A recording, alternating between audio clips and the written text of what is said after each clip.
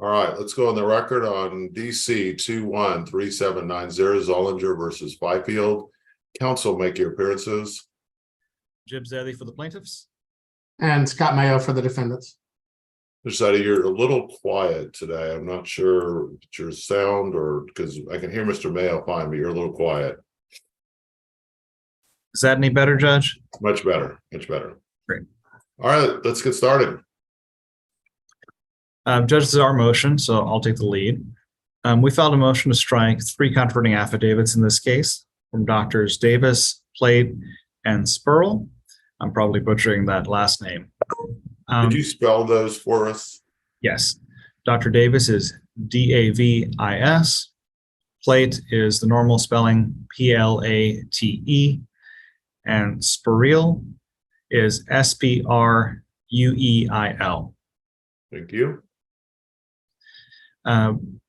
Our basis for Dr. Davis and Dr. Plate is the same, and then there's a different basis for, I'll just call him Dr. S. For Dr. Davis and Dr. Plate, we believe that the controverting affidavits have not met the fair notice requirements. As the court is familiar, the disclosure requirements for experts require disclosure of their source materials.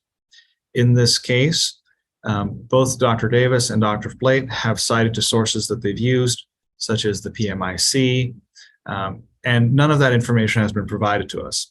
So for that reason, we believe that both of those affidavits are deficient in meeting the fair notice requirement for counter affidavits because the source material has just not been disclosed. For Dr. S, it's a little bit of a different situation. For 1801 affidavits, the initial affidavit from the provider meets the plaintiff's burden of proof for reasonableness and necessity.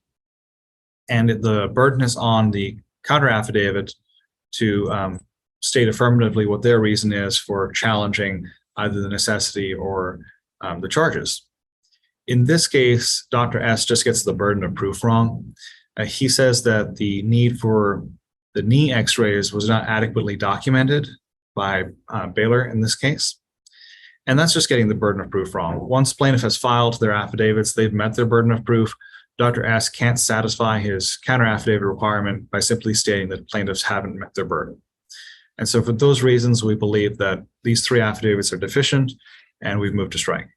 Thank you. Response?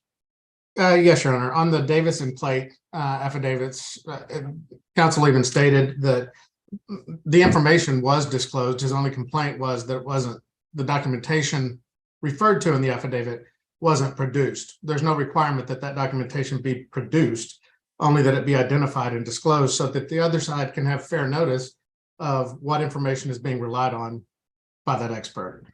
With regard to the Sprueil affidavit, it's not that he says there was insufficient information about the knee surgery. He says there was no information.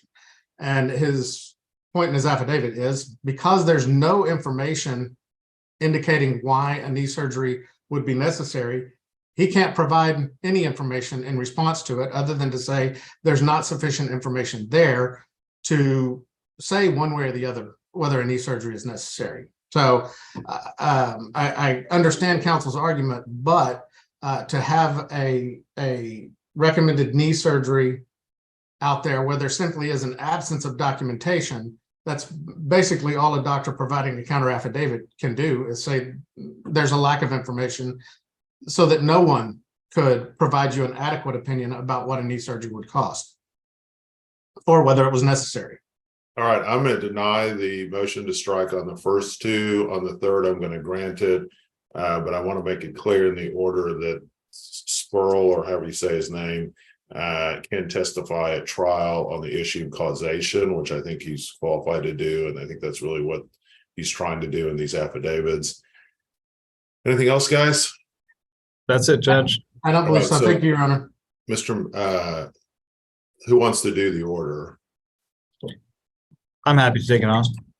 Mr. Zeddy, you do the order. Make sure that you, at the beginning, that it says on June 26th instead of on this date, that you email a copy of the order to Mr. Mayo so he can take a look at it, and that you get the email and an e-follow-up by this Thursday. Yes, Your Honor, we'll do that. All right, guys. Thank have you, a Your Honor. great rest of your day. All right, you too.